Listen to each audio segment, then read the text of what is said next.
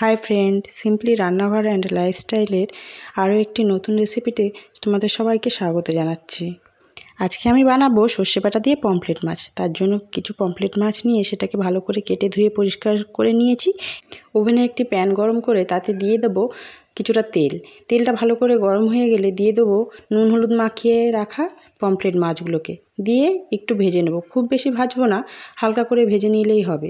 দেখতেই পাচ্ছ মাছগুলো আমার ভাজা হয়ে গেছে, তাই আমি তুলে রেখে দিলাম। এবার গ্যাস ওভেনে অন্য একটি কড়াই বসিয়ে দেবো, তাতে দিয়ে দেবো সর্ষের তেলটাকে ভালো করে গরম হতে দেবো এবং ফোড়ন হিসেবে দিয়ে দেবো কালো জিরেটা একটু ভাজা ভাজা হয়ে এলে এতে আমি দিয়ে দেবো একটি মশলার পেস্ট। এখানে আমি গুঁড়ো মশলার পেস্ট বানিয়ে রেখেছিলাম। গুঁড়ো মশলার মধ্যে ছিল হলুদ গুঁড়ো, লঙ্কার গুঁড়ো আর জিরে গুঁড়ো। তেলের উপরে গুঁড়ো মশলাগুলো দিলে পুড়ে যাবে, তাই আমি এটা বাটিতে জল দিয়ে গুঁড়ে রেখে দিয়েছিলাম। এটা দিয়ে ভালো করে নেড়ে চেড়ে নিতে হবে। মশলাটা একটু কষিয়ে নেব। মশলাটা কষানো হয়ে গেলে আমি এখানে অ্যাড করে দেবো সর্ষে বাটা। কিছুটা পরিমাণে সাদা সর্ষে, পোস্ত, কাঁচা লঙ্কা আর লবণ দিয়ে পেস্টটা তৈরি করে রেখেছিলাম, আর সেই পেস্টটাই এখন দিয়ে দিলাম। যেহেতু সর্ষে বাটার সময় লবণ দিতে হয়, নাহলে সর্ষেটা একটু তেতো হয়ে যায়, তাই আমি তরকারিতে আগে লবণটা অ্যাড করিনি, সর্ষের সঙ্গে একেবারেই দিয়ে দিয়েছি। মশলাগুলোকে ভালো করে মিক্সড করে নিতে হবে এবং হালকাভাবে কষিয়ে নিতে হবে। সর্ষে বাটা যেহেতু আছে, তেলের উপরে খুব বেশি কষানো যাবে না, তাহলে তেতো ভাবটা চলে আসবে। তাই আমি একটু জল অ্যাড করে দিলাম, যাতে সর্ষে বাটাটা তেতো না হয়ে যায়।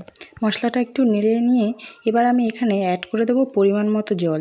এখানে যে যেরকম গ্রেভি রাখতে চাও সেরকমভাবেই জলটা অ্যাড করবে। আমি একটু গ্রেভিটা বেশিই রাখবো, তার জন্য একটু বেশি পরিমাণেই জল অ্যাড করলাম। জলটাকে দিয়ে ভালো করে মশলার সাথে মিক্সড করে ঢাকা দিয়ে রেখে দিতে হবে 5 মিনিটের জন্য। ফিরে এলাম 5 মিনিট পরে।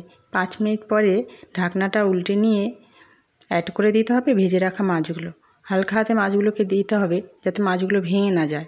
দেখতেই পাচ্ছ এখানে আমি মাছগুলোকে একটা একটা করে দিয়ে দিচ্ছি। মাছগুলোকে দিয়ে হালকা একটু ফুটিয়ে নিয়ে এখানে আমি অ্যাড করে দেবো চেরা কাঁচা লঙ্কা। এটা টেস্টের জন্য দেয়া, যদি কারো প্রয়োজন হয় খাওয়ার সময় এই লঙ্কাগুলো নিয়ে খেতে পারে।